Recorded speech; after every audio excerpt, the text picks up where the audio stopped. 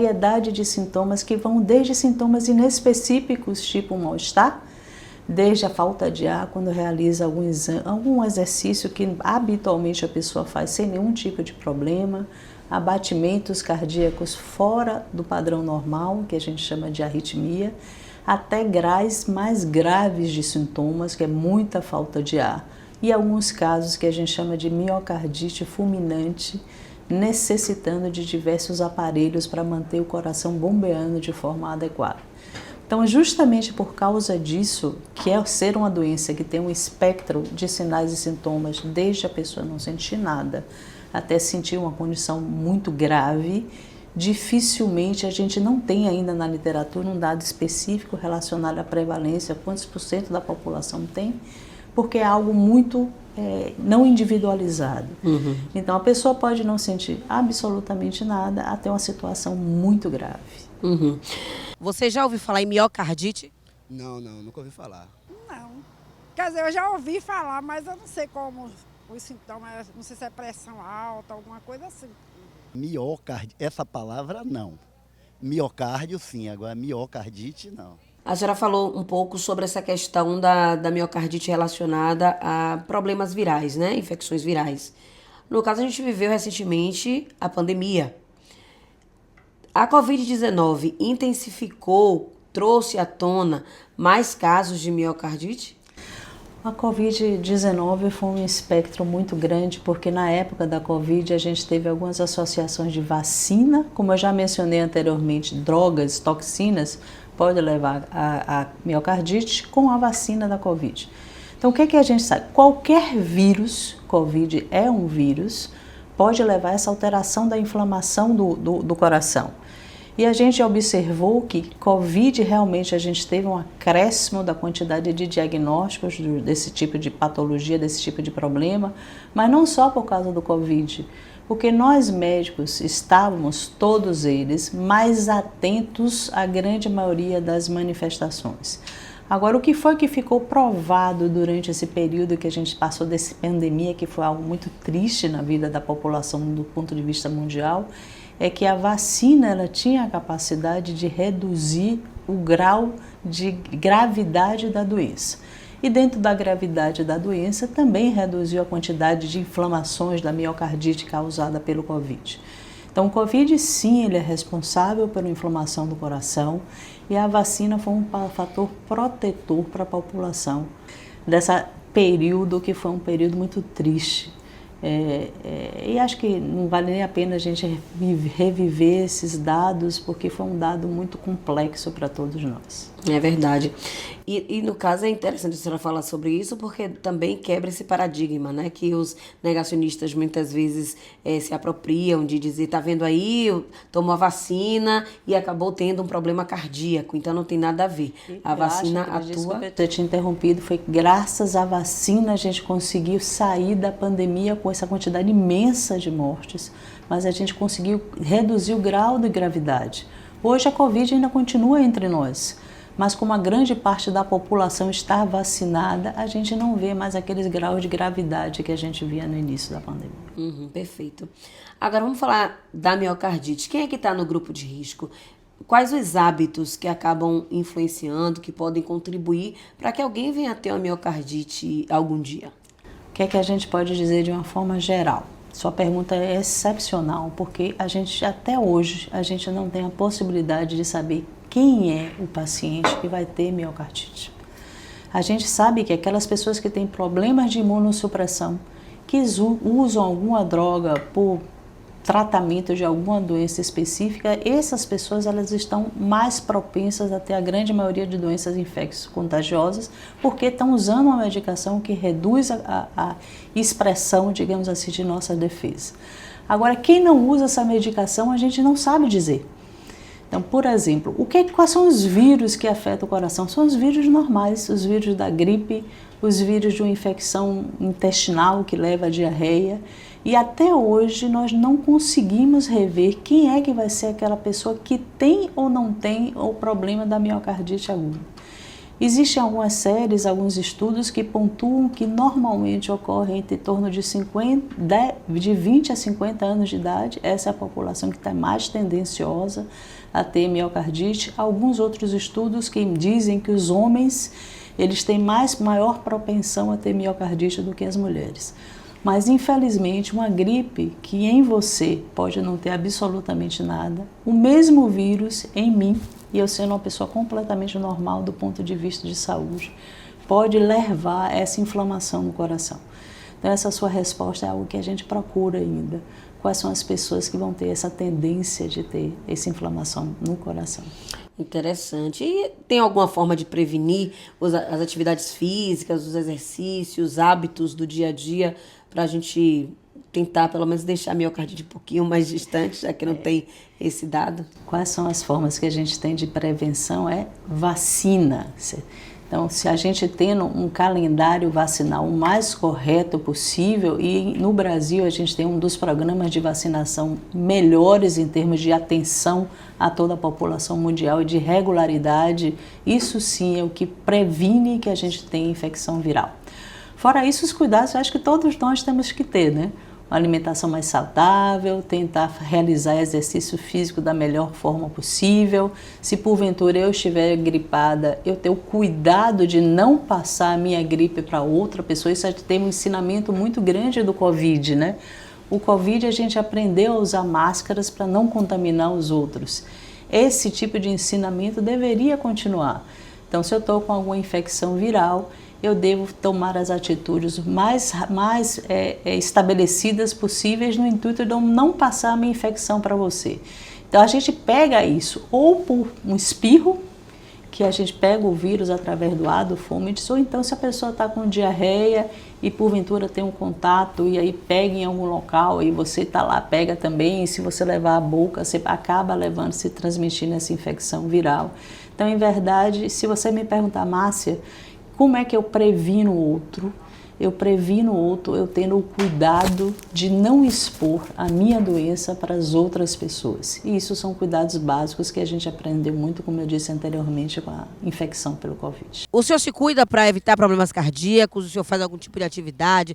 É acompanhado regularmente pelo médico cardiologista? Não. Não, nunca fui no cardiologista. Porque assim, quando a gente vai trabalhar, né, que já trabalhei fechado algumas vezes, a gente faz aqueles exames periódicos, que aí pede algumas coisas, pressão, essas coisas todas. Aí nunca tive nada. E como eu disse, como eu sempre joguei futebol, eu acho difícil também. Mas como de vez em quando, caso raro acontece com algum jogador de futebol, tudo pode acontecer. Mas acho muito difícil. Também na minha família não tem nenhum caso, assim. Infelizmente não, mas já é um alerta já para eu poder procurar. Agora a gente sabe que tem muitas pessoas que têm uma certa resistência na hora de procurar o médico, né? Então, assim, diante de dor no peito, algum batimento cardíaco acelerado, ou, não, pode ser sintoma de gases ou alguma coisa do tipo, não vou procurar o médico. O que é que a senhora indicaria para essas pessoas, né? Quais são os riscos de, diante de algum sintoma como esse, esperar em casa a dor passar e não procurar uma unidade médica? Você está me falando algo que a gente tem notado muito hoje na medicina, que é a mudança de paradigma. A nossa geração de nossos avós, eles só procuravam um médico quando tinha efetivamente alguma doença já instalada. Hoje, com a medicina preventiva, a gente saiu daquela taxa de mortalidade que as pessoas geralmente morriam em torno de 60 anos, hoje a população vive até 80 anos. Isso por quê? Isso basicamente porque nós estamos aprendendo a nos prevenir de doenças que chegam a um grau de gravidade mais acentuado e a gente tratar as doenças da forma mais precoce possível.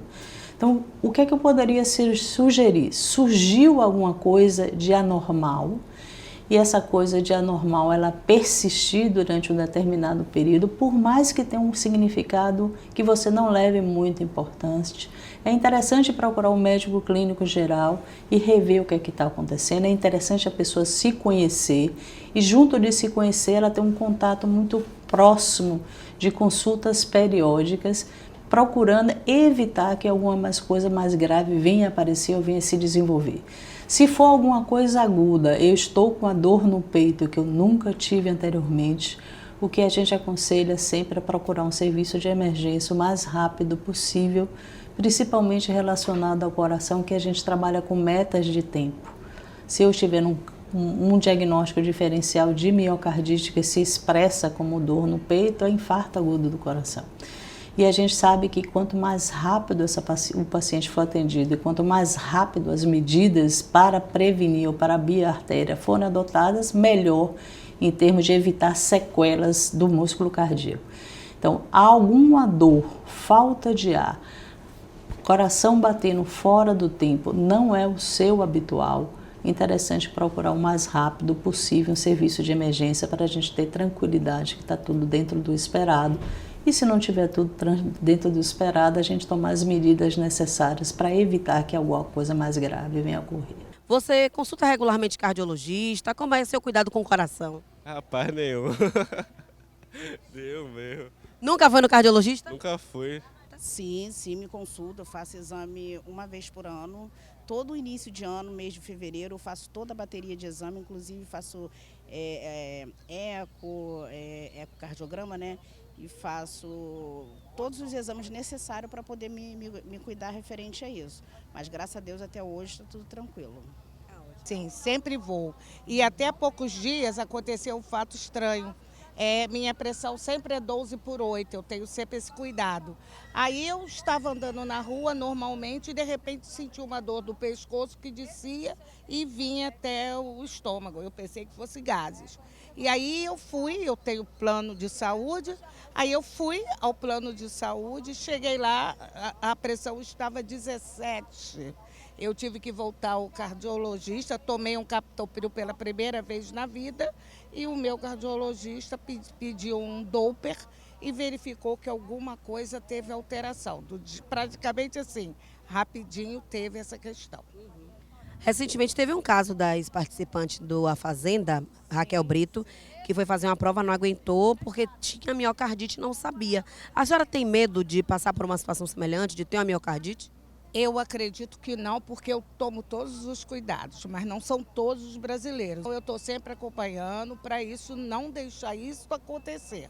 Mas eu digo que a prevenção é sempre um excelente fato, tá? Mas eu sei que os nossos governantes deveriam de fazer esse acesso a mais pessoas. Agora falando sobre o diagnóstico, né? A gente sabe que a medicina avança a cada dia mais. Quais são os exames, quais são os procedimentos adotados quando esse paciente chega à unidade de saúde? Quais são os exames realizados para se diagnosticar que realmente se trata de uma miocardite?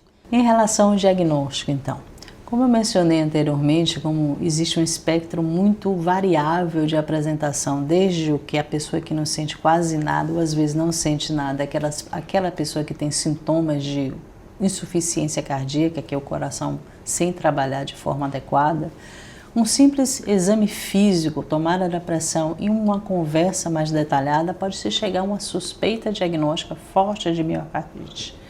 Mas para efetivamente, para o médico chegar ao diagnóstico, ele precisa de três exames fundamentais.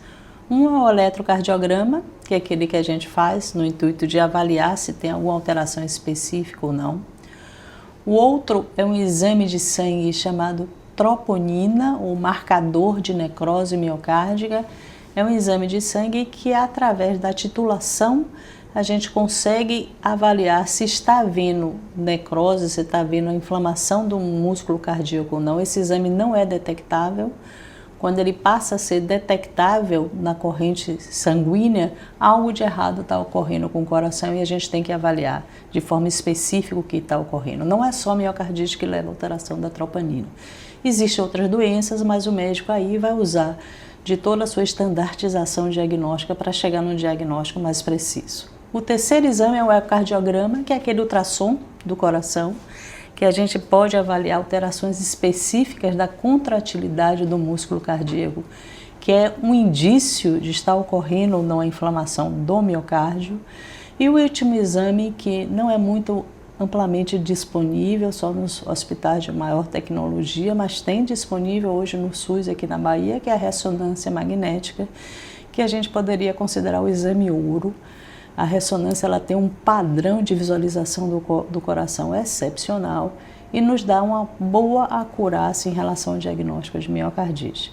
Aí você me perguntaria, Cristiane, se eu preciso da ressonância para dar o diagnóstico? Na grande maioria das vezes, não. Apenas com esses que eu já solicitei anteriormente, a gente já chega a uma boa probabilidade de suspeita. Agora vamos falar sobre os tratamentos, né? Porque eu sei que existe a possibilidade da miocardite, inclusive, ela avançar, né? Caso não seja tratada no início, através da medicina preventiva, enfim, desses exames todos. Ela pode avançar e deixar de ser uma miocardite e se tornar algo mais grave. Fale um pouco sobre isso e como é que se dá esse tratamento. Eu acho que você colocou um ponto fundamental. A miocardite, por si só, não temos tratamento. O que a gente faz é tratar as consequências que essa inflamação do músculo cardíaco traz. Então, em casos mais simples, que não tem um acometimento muito grave do músculo, que não leva o músculo a bater, digamos assim, de uma forma mais lenta e levar o paciente a ter falta de ar, é o que a gente chama de insuficiência cardíaca, ou seja, em casos mais leves, o que a gente faz é observar o paciente e, na realidade, evitar exercício físico. Exercício físico é uma coisa importante para a gente não levar um estresse a mais no coração. Então, nos casos mais leves, acompanhar o coração do ponto de vista de exames ultrassonográficos, o ecocardiograma, observar se vai haver progressão ou não do acometimento do miocárdio e simplesmente adotar medidas restritivas relacionadas ao exercício físico. A liberação para voltar a fazer exercício físico ou não, aí o médico, no acompanhamento ambulatorial, ele vai definir qual o momento adequado, normalmente depois de 3 a 4 semanas, algumas vezes um tempo mais prolongado.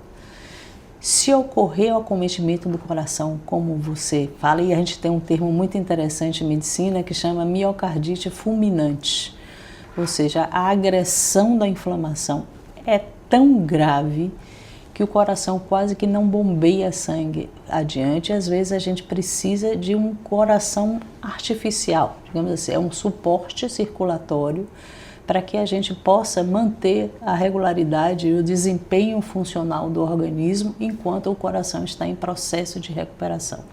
Então a gente tem esse extremo do que o paciente a gente apenas observa, aquele paciente que a gente vai precisar de dispositivos de assistência circulatória, é o que a gente chama desse coração artificial, até esperar que o coração volte plenamente a funcionar. Agora, qual é o grande problema?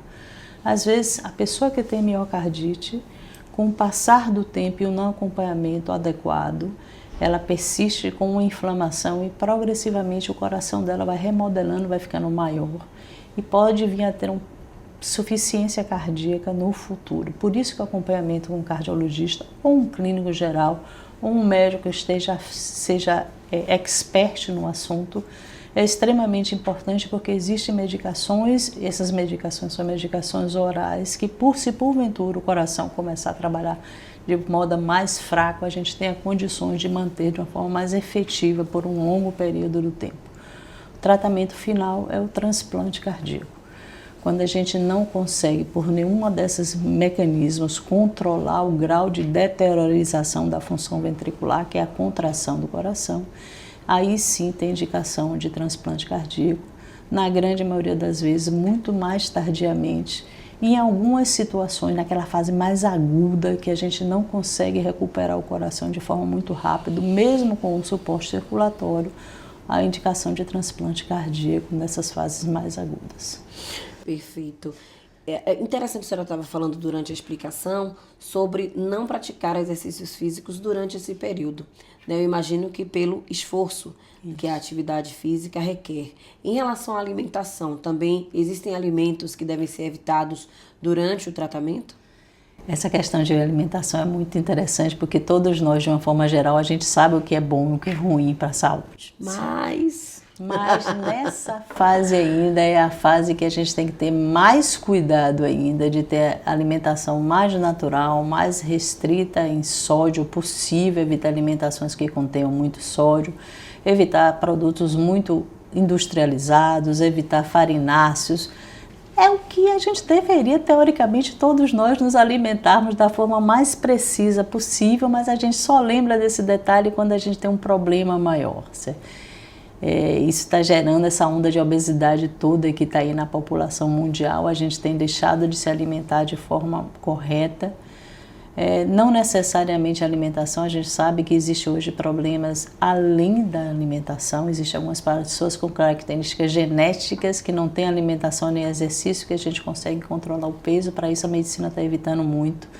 Mas voltando ao nosso assunto, é tentar ter paz e tranquilidade, se for possível, durante essa fase de recuperação, e é o que a gente aconselha muito piamente. Alimentação saudável, exercício, e do ponto de vista mental, a gente tentar se desestressar da melhor forma durante a época de recuperação da miocardite. Então, emocional é fundamental, né? Estar bem. Sempre é. Perfeito. Doutora, muito obrigada pelas explicações, por dar tantos detalhes pra gente. E numa próxima oportunidade a gente volta a conversar, tá certo? Eu que agradeço muito a oportunidade de conversar com você. Muito obrigada. Muito obrigada, doutora. A gente volta então na próxima quarta-feira com mais um Fala Doutor aqui na sua TV Câmara de Salvador. Até lá!